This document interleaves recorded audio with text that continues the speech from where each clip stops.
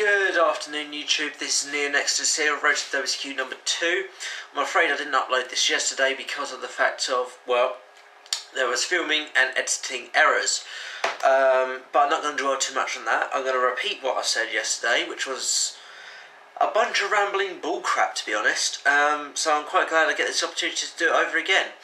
So, this episode of Road to the WCQ is basically going to be about my thoughts on the top decks and how my deck will fare against them and how I can counter-combat them. Okay, starting off, let's go with my most feared deck, Heroes. I don't fear them as in the sense like I'll drop around to not face them. By all means, no, I'll never drop around. I fear them because I've always had the tougher matchup versus Heroes.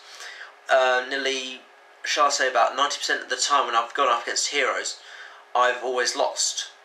Whether it be 2-1 or 2-0. But I've had a record of losing to Hero Beat. So, you know, Heroes have Gemini Spark, they have the Miracle Fusion, they have the Shining, they have Stratus, they have Triple Equal, they have the Bubble Man effects, and they got Rotor.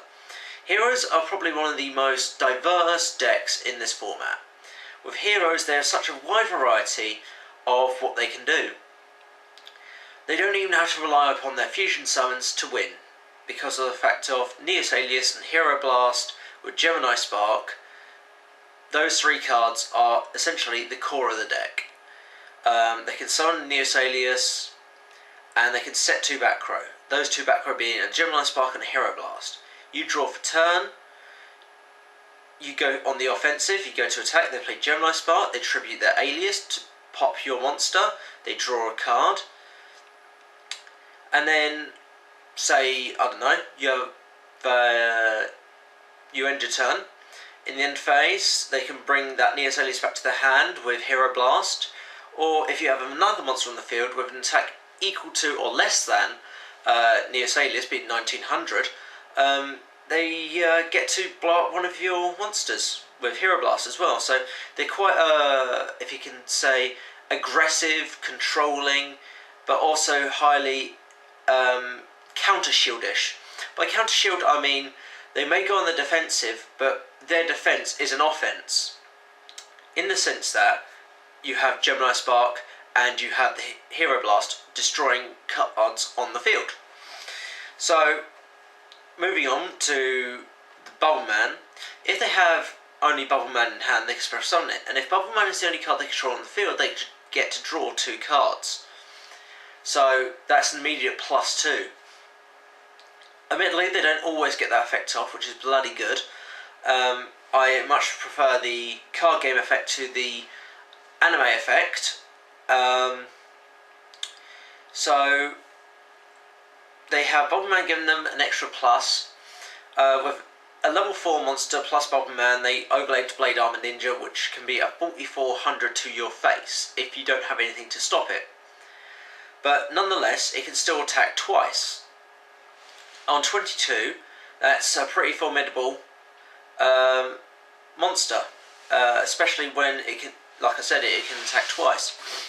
Then you move on to the fusion side of the deck with things like Miracle Fusion. Some people play Fusion Gate, some people play Miracle Fusion. Some people run a bit of both. Let's talk about Miracle Fusion. Miracle Fusion allows you to fuse 2 monsters in your graveyard that are listed upon a Elemental Hero Fusion type monster in your extra deck. Now, most commonly, over here in Europe and the UK, since we now have the Shining legal, you'll use that NeoNexudus and another monster to go into the Shining. The Shining gains something like 400 attack points for every remove from play card, remove from play Elemental Hero card. So, at best, if you only have 2 removed from play heroes, you have a 3200 beat stick, which is not easy to get around, especially with my deck. Beast King Barbaros at best is 3k, Unforbidden Chalice is the only way I can get around the Shining by pure beatdown method, putting my Beast King Barbaros on 34. They do 200 damage, but heroes aren't done there. When the Shining is destroyed, they get to add 2 of their banished hero-type monsters back from the banish zone to their hand. Now, if they banish the NeoNexudus and the Stratos, they get that Stratos back to hand to summon the Stratos and get another search. You know, it's rather ridiculous. Also, they have Stratos' other effect, which pops off back row. If you control another elemental hero monster face up on the field, elemental hero Stratos is summoned, and you can activate the effect to destroy as many back row as there are elemental hero monsters on the field. Which, to me, it is rather annoying. So your best bet is to have chainable traps. Stratos is also used to fusion summon Integrate Tornado. If you have a ridiculously high attack point monster they just can't get around, and they've used their Gemini Sparks up, they can basically, you know, go into Grand Tornado and reduce all your face-up monsters on your side of the field's attack points by half. So it slashes my Beast King Barbarous from 3 grand down to 1500. Now that's a pretty big loss. Grand Tornado himself, I believe, is on 28, so that's still a good, what, that's 1,300 to my face, which is rather annoying.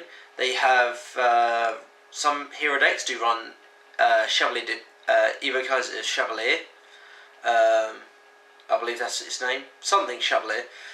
It's basically a Gemini monster, fire, 1900 beat stick, warrior monster, and it has the effect of when it's Gemini summoned rather, it has the effect too, when an equipped card equipped to the Chevalier is destroyed, you get to special summon 1 Gemini monster from your graveyard to the field. I believe that's his effect. That is rather annoying, but usually they don't get that effect off. I mean, there are some supervised builds that WK Dad messed around with, which are rather interesting, but primarily everyone seems to go down the more direct route of just using Chevalier to go into their Nova Master plays. Now, Elemental Hero Nova Master is a rather big beat stick monster, and when it destroys a monster by battle, they get to draw a card. So that can be rather problematic. They use things like Elemental Hero Ice Edge, which allow them to go into absolute zero. But Ice Edge himself, you can discard 1 card from your hand. They usually discard a monster, and something like a NeoNexudus more probably, attack you directly for 800. But when he attacks directly, they get to pop a back row. And then obviously they will fuse that onboard Ice Edge with the hero they discarded into Elemental Hero Absolute Zero. Now, Absolute Zero is a really annoying monster to get around because he's a 2500 beat stick, gains 500 attack points for every water monster on the field, and when he leaves the field, not when he's sent to the graveyard, but when he leaves the field, you get to destroy all monsters on your opponent's side of the field, which is really annoying. So you don't really want to attack over that Elemental Hero Absolute Zero unless you have a backup plan. And to finally touch on heroes, they have Super Poly. Now, Super Polymerization is really a bitch because there is nothing that can be chained to Super Polymerization's activation. Therefore, you cannot play Solemn Warning versus Super Polymerization. There's been a lot of controversy on Super Polymerization. Some people, as myself, refer to it as a spell speed 4 because it cannot be negated. Not to imply that spell speed 4 is higher than spell speed 3. Surely it's higher in numbers, but the term spell speed 4 was used by myself and a few others as a term of card effects that cannot be negated. So I guess you could call it, I don't know, spell speed 2.5. So you can't Solemn Warning a Super Polymerization. With Super Polymerization, they discard 1 card, preferably a hero monster, and they get to fuse 1 monster on their side of the field for 1 monster on your side of the field. But that is optional. They can fuse 2 monsters on their side of the field also. If they're feeling that you have a Solemn Warning face down, they can fuse 2 of their own monsters on the field if you have none, and you can't negate the summon. But not to say that it's not impossible to get around a superpolarization play, because when superpolarization is played and the monster is brought to the field, at that time you can play Torrential Tribute, Bottomless Trap Hole, and Compulsory Evacuation Device. So the monster can be got around. So that's my touch up on heroes. How to combat them.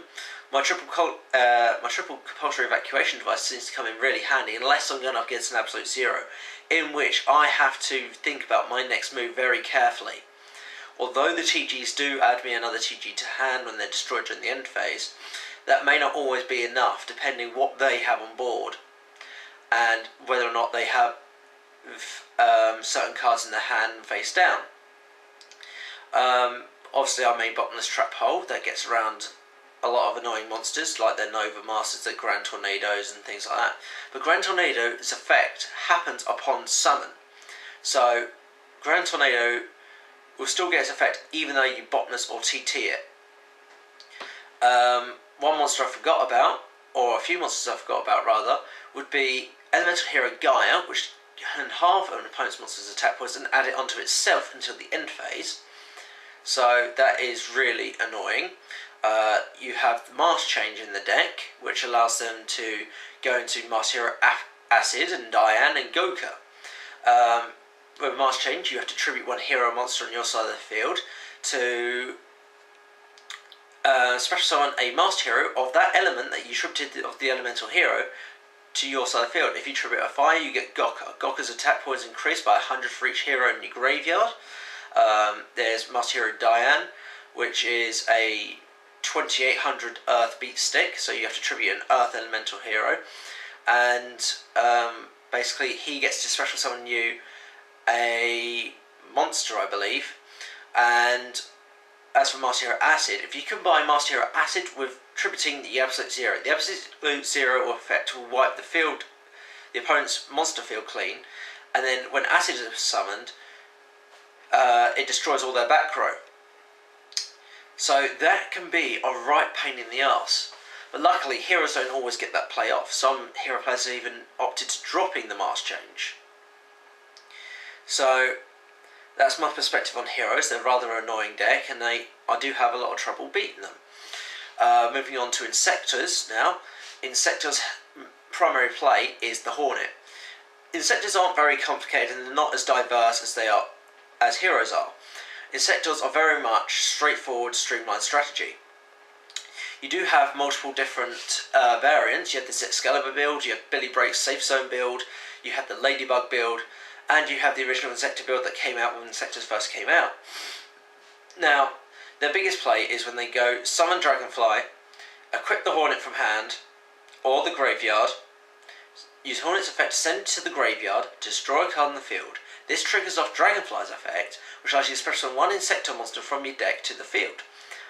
Now, you special summon the Centipede, which is a 1600 beat stick, and then you re-equip the Hornet that was sent to the graveyard to pop, and then you send it to the graveyard again to pop another card on your opponent's side of the field, which then gets you Centipede's effect to add another Insector monster from your deck to your hand. So you can add another Hornet, you can add another Dragonfly, you can add another Centipede.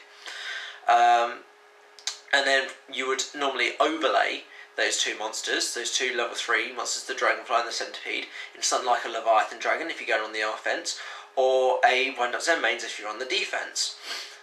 Because if Zen Main would be destroyed, it can detach a material to prevent itself from being destroyed, and then in the end phase it has to destroy one card on the field.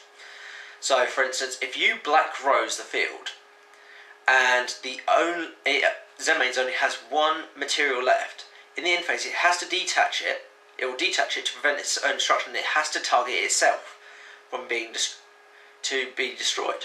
So it's a mandatory effect that one card during the end phase has to be destroyed. So yeah, things are a little bit different in America, where they have Acid Golem, which is a 3k beat stick that then prevents special summoning. Now over here in Europe, it's a Shonen Jump card, so we're not allowed to use it, so I don't have to worry about Acid Golem during the WCQ, and this can either decide to be retards and say that we can use it in time for the WCQ, which I pray to God they don't, because Acid Golem is a nightmare. So, they can also, with the Zexcalibur build, they can equip Insector Sword Zexcalibur to a monster, increasing its attack points by, I think it's 800, or it might be 1000. And when Excalibur is sent to the graveyard, they get to add one insectoid monster from their graveyard to their hand. So that can be rather annoying, especially when it's triggered via a heavy storm. If your opponent plays heavy storm or they've got Excalibur equipped to a dragonfly, not only do they get to add an insectoid monster from their deck, from their graveyard to the hand, but also get special on an insectoid monster from their deck to the field. So it can be rather spammy, happy-dappy. Against the Insector lineup, I use King Tiger Wang Hu, Shadow Imprisoning Mirror, and I also side in my Effect Veilers because I really do not like Insectors. I can deal with Insectors better than I can with Heroes, but I am still shit scared of Insectors because they are a very top tier and very prominent deck. Moving on to Dino Rabbit. Dino Rabbit's big plays are Lagia and Dolka, obviously, and they establish the field with things like Thunder King. And they also have defensive measures, things like Spirit Reaper and Marshmallow. So they're a rather diverse deck as well, although their strategy is rather streamlined. They get the Tour Guide and the Rescue Rabbit. They are the two key players in the deck, and that's what makes it the most expensive deck to date, up until Tour Guide gets its reprint in Epic Dawn, the Battle Pack, which comes out shortly after the WCQ. Now, Rescue Rabbit, now that priority has changed to no ignition priority, has been watered down a little. If you normal summon the rabbit and your opponent drops Effect Veiler, they can still banish the rabbit, but they won't get its effect. But I do recommend for rabbit players to banish that rabbit so that you can bring it back via the Leviair later on in the game.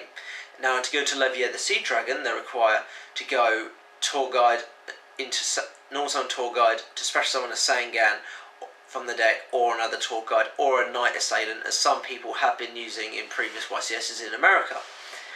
But the deck itself is highly susceptible to Effect Veiler and to Skill Drain. So with my Skill Drains, I don't have to worry that much, but I'm now only running 2, so I will be siding in my Effect Veilers against the Dino Rabbit matchup to shut down their Tour Guide and to shut down their Rabbit. Even if they do manage to go into their Leviair the Sea Dragon and the opponent drops Effect Veiler, they still detach the materials at cost, but they don't get to bring back that Rabbit. Now, Rescue Rabbit is used to bring out the 2 of the 6 vanilla monsters that the deck uses. They are Cubberzuls, a 1700 attack level 4 dinosaur type monster, and Sabersaurus, a 1900 attack vanilla dinosaur type monster. Now, they use these cards because they are the strongest vanilla dinosaurs around, and they overlay them into Evilzar Lagia and Evilzar Dolka. Dolka negating monster effects, and Lagia negating the summon spells and traps. But Lagia can only be used once, because it has to detach both its materials in order to negate it. So, sometimes to circumvent using up their materials, they use Forbidden Lance. For instance, if they bring out Lagia and you play TT, or try to smash and ground it, instead of having to detach their materials, they can play Forbidden Lance, although their attack points take a bit of a hit, reducing it down to something like, I believe it is 1600, because I believe Lance does reduce it down by 800. So it goes down to about 1600. It can be run over at that point, but at least it prevents its destruction. So if you try and summon something, they can still detach the materials to negate it. Forbidden Lance is a rather annoying card in Dino Rabbit because of the fact of it makes them immune to spells and traps until the end phase. So Lagia you can force out with 1-for-1 cards, things like Mind Control, things like Smashing Ground, etc. Dolka's a little bit more tricky. Your best bet with Dolka is to try and run over it, and try and hinder your opponent's back row as much as possible. So if you can, punch over the Dolka and use 1-for-1s on the Lagia. So against the Dino Rabbit matchup, I will be playing my Effect Veilers, as well as probably Fossil Dino Pachycephalo, which shuts down the Tour Guide effect and the Rescue Rabbit effect, and prevents them from overlaying. So that is all rather cool. I do fear Dino Rabbit a bit, but not as much as I do heroes. Moving on to Chaos Dragons. Chaos Dragons are a rather spam monster heavy deck. I do have Shadow and Light Imprisoning Mirror to counteract these decks. So I don't worry as much, but I know if I don't get them ASAP, they can do a lot of damage, because their biggest player, their MVP of the deck, is Realized Darkness Metal Dragon, which special summons their cards from the hand and from the graveyard. They do their milling via Lila and Raikou, and sometimes they add in Card Trooper to mill their light and darks to the grave, to get out their Light Pulsar, their Dark Flare, mill those Eclipse Wyverns to banish the Darkness Metal, then they banish the Eclipse Wyvern and a Dark Monster in the graveyard, special on Light Pulsar or Dark Flare. Eclipse Wyvern's effect brings that banished monsters back to your hand. So they have that Darkness Metal in hand, and they basically, if it's a Dark Flare, they'll activate Dark Flare's effect to send a monster from the deck to the graveyard, which could be an Eclipse Wyvern, and repeat the process, really. And then when they're done with the monster on the field, they'll banish that for Darkness Metal and bring out something from their field or graveyard. So they are very spam summoning, and they can be rather fast. So Skill Drain helps out a bit, but also so does my Shadow and Light Imprisoning Mirrors. Skill Drain shuts down the onboard field effects of Darkness Metal. Excuse me, I'm stretching. And so hopefully against the Chaos Dragon matchup, I will stand a bit more of a chance with my Shadow and Light Imprisoning Mirrors than I would without them. I will be signing up things like Skill Drain and probably Third Duality and Third Compulse to fit in these cards. So hopefully I can get as much stun ability on the deck as possible and control their plays. Moving on to Heretics now. Heretics are a rather new deck type that have come out of the woodwork lately. They come straight from Galactic Overlord. They can use the likes of Photon Strike Bouncer, which negates onboard monster effects, but does not destroy the monster, but it burns you for 1,000. And that can be a pain in the ass. So can number, I think it's 25 full Focus Force. That can negate monster effects as well as prevent being a 28 point beat stick monster, I do believe. I can't remember if it's Photon Strike Bouncer or number 25 full Focus Force, or it might be both. But yes, Heretics, they're a bunch of light monsters, dragons, that rely around tribute summon, not tribute summoning rather, but more tributing to activate their effects. They tribute to special summon, they tribute to tribute summon, they tribute to activate effects. So Master Restrict does work well against them, but unfortunately won't work well against any other deck in the format, unless you're going up against something like Frognarks, or any other type of Monarch variant. But Monarchs have seen a lot less play, so I still recommend using Light Imprisoning Mirror. I find that you will not need to use Compulse in the first instance, because their first move is primarily special summoning, I think it's called Shiu, which is like a Cyber Dragon. You do not compulse that because they can just re-special summon that. So they'll tribute their Shiu for a, I think it's called a Suit or Sue or something like that. That's the monster you really want to compulse. I believe the Newt, the Cyber Dragon of the deck, allows once tributed special on a vanilla dragon type monster to the field. So hopefully they don't have the one that allows them to tribute to the special summon of a monster. But Compulse does put in work against Heretics. If you time it right, Compulse and Bottomless and TT can be your best friends. I've adopted the new control play style, the stun control play style, and it seems to suit me rather well, because I do get very annoyed when the opponent just goes off and I can't do a thing about it. So with my TG Photon deck, hopefully it adds me that extra bit of stun controllability. Now Heretics go into a number of rank 6 monsters, including atoms. Heretic dragon atoms, they can detach a material, especially on a vanilla dragon type monster from... No, it's any dragon type monster from the deck to the field, so they'll specialise on the darkness metal, which allows them to specialise on other cards from the field and the graveyard, obviously. But I believe atoms cannot attack the turn it uses this effect, so then they re-overlay the Thunderclap Knight, which is a 2700 beat stick piercer. So they can build up quite an offensive field. Here's where I say TT can be your best friend, as well as Bottomless. So that's a quick overview against Heretics. I will be using Light Imprisoning Mirror, Bottomless, Torrential, Compulse, etc. to be dealing with those. Until next time, YouTube, this is Road to WCQ number 2 on NeoNexudus, and I'm signing out. Peace.